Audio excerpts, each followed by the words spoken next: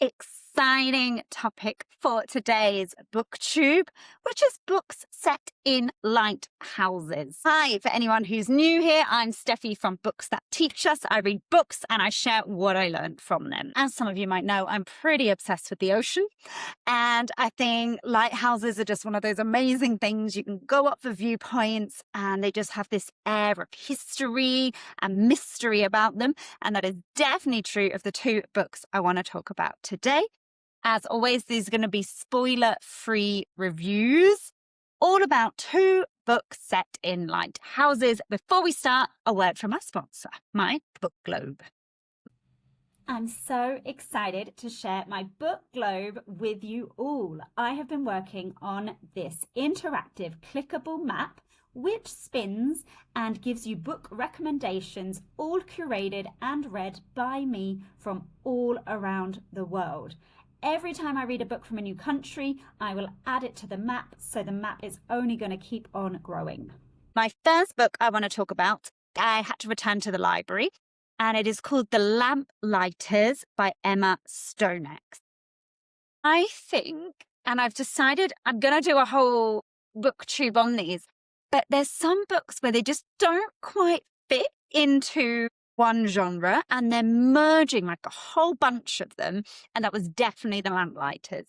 So it is all set in Cornwall, which for those of you who aren't British, it is the bit of England that juts out at the bottom. It's where we get the wildest storms. It's quite a remote area, very beautiful parts of England, where it has most coastline going round, big staggering cliffs, sometimes really clear turquoise waters, but really a great place for storytelling.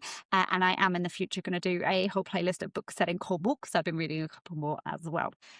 This book merges some real things that happened in a lighthouse where three men who were in charge of this lighthouse. So a little bit of background first. Lighthouses used to have a lighthouse keeper. They would have to live often on a tiny island and be in charge of keeping the lamps lit in the lighthouse so that boats would not crash and to keep sailors safe at sea. So this was a very important job around the world and often leads into a lot of tales being told by people who lived there. Now, there's actually a real mystery based on a real story.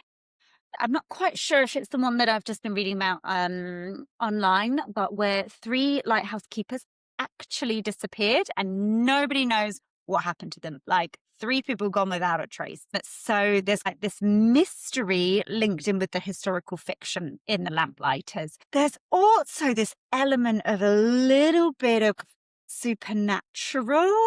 And there's some parts in it that I found, some of you might know, I'm an absolute wimp, but I found a little creepy. I had to sleep with the light on a couple of times after reading some sections because it is a bit creepy. Like, these three men were all alone on this island and no one knows what happened, and questions about spirits or ghosts are thrown out there during this story.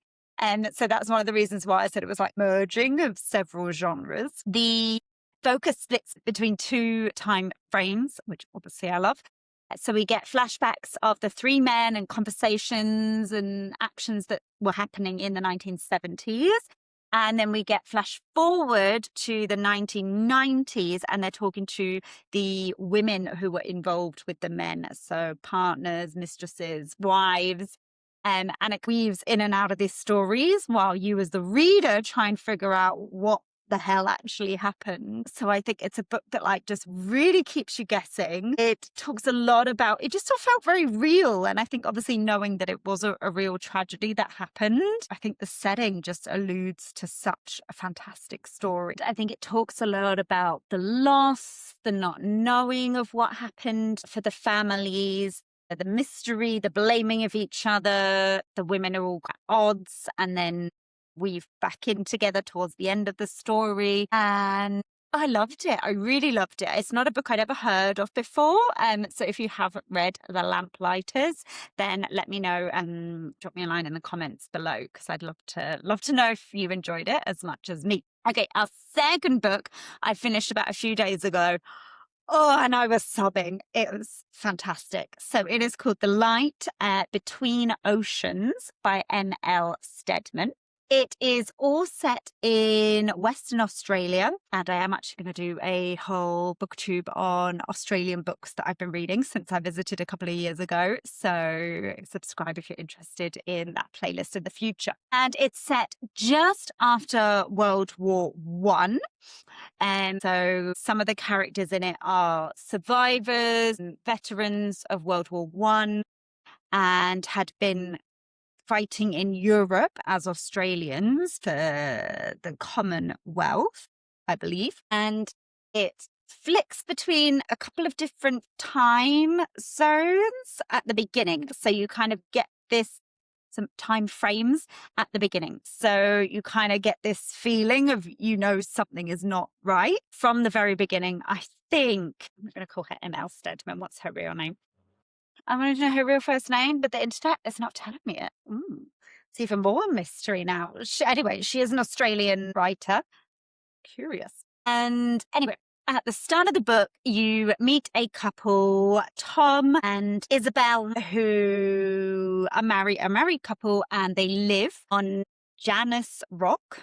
Don't know if I'm pronouncing that correctly, which is a island with a lighthouse. Tom is the lighthouse keeper, and they live this very isolated, kind of idyllic life on this island. And Isabel is kind of a bit more of a wild person. Tom loves rules. That's very important for the light keepers. He's had some trauma from the war. Her family have had some trauma, losing both her brothers in the war. And so you get this slice of historical fiction with this just such a well-told story. I literally just recommended it to one of my friends who lived in Perth for years. So I hope she likes it as well. And quite near the beginning, so this isn't a spoiler, but quite near the beginning, there is a boat that shows up at Janus Rock.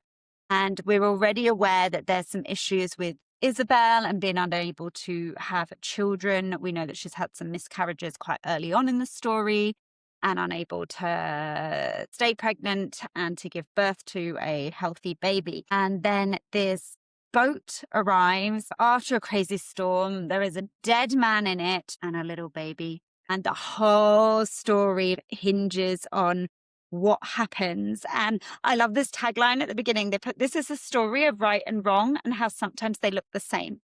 And when you're reading the story, you think, oh, this applies right at the beginning to what happens with the dead man in the boat and the baby. And then you realize, no, this applies the whole way through the story to the actions that the characters are doing. And you keep thinking, well, that was right, but it was also incredibly wrong. And that was like, there's such moral and ethical issues with so many different things that the characters do, but you totally understand them and empathize with them. And there's just so many really heartbreaking parts in it. It's beautiful. I can't say the ending was a happy ending because the whole book just kind of devastated me, but in like the best way. Apparently this is the first book that she's written, and I absolutely would read all other books by her because I think she's just such an amazing storyteller. And the details as well, just even about like the lighthouse keeper and what he had to do, and all the details weaved in, it just really truly like brings it alive.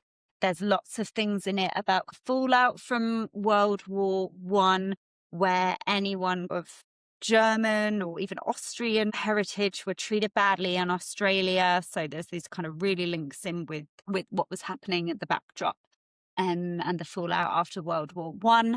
And I just really loved it. You should definitely go and read it.